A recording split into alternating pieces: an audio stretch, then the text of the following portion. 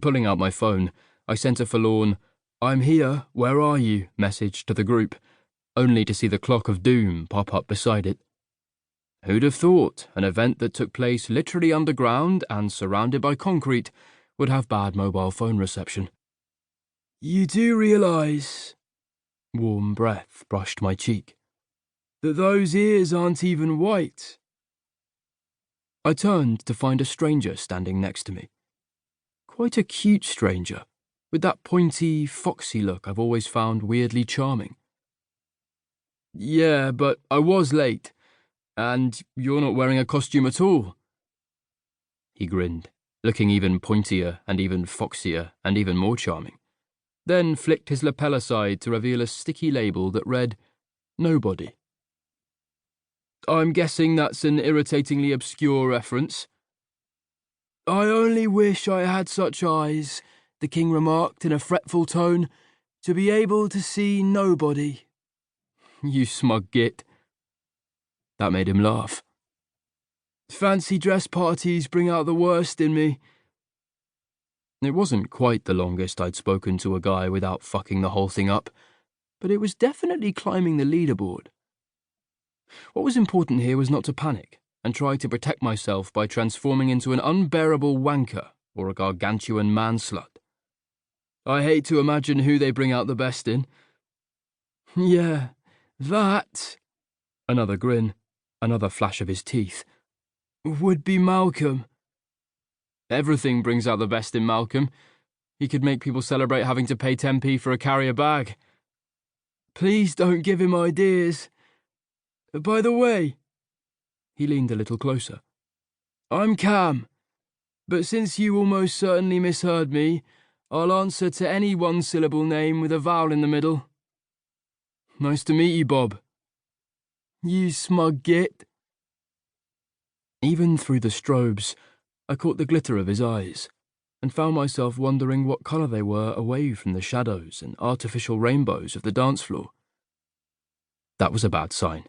That was perilously close to liking someone, and look where that had got me. "You're Luc Fleming, aren't you?" he asked. "Why, hello, other shoe. I'd been wondering when you were going to drop. F my effing L." "Actually," I said, like I always said, "it's Luc O'Donnell." "But you are John Fleming's kid." "What's it to you?" He blinked. "Well, nothing, but when I asked Angie," Malcolm's girlfriend, currently dressed as Alice, because of course she was, "who the hot grumpy guy was, she said, 'Oh, that's Luc. He's John Fleming's kid.'" I didn't like that being the thing people told each other about me. But then again, what was the alternative? "That's Luc. His career's in the toilet. That's Luc. He's not had a stable relationship in 5 years. That's Luc. Where did it all go wrong?" "Yeah, that's me." Cam folded his elbows on the bar. "This is exciting. I've never met anyone famous before. Should I be pretending I really like your dad or really hate your dad?" "I've never even met him." A cursory Google would have told him that, so it wasn't like he was getting a major scoop here.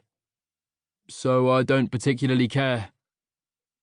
"Probably for the best, because I can only remember, one of his songs. I think it was about having a green ribbon around his hat." "No, that's Steel Eye Span." "Oh, wait, John Fleming's Rights of Man." "Yeah, but I can see how you got them confused." He gave me a sharp look. "They sound nothing alike, do they?" "Well, there's a couple of subtle differences. Steel Eye's more folk rock, whereas ROM's more prog rock. Steel Eye used a lot of violins, whereas Dad's a flautist. Also, the lead singer of Steel Eye Span is a woman." "Okay." He flicked another smile at me, less abashed than I would have been in his position. "So I don't know what I'm talking about. My dad's a big fan, though. He's got all the records, keeps them in the attic with the bell-bottoms he hasn't been able to get into since 1979.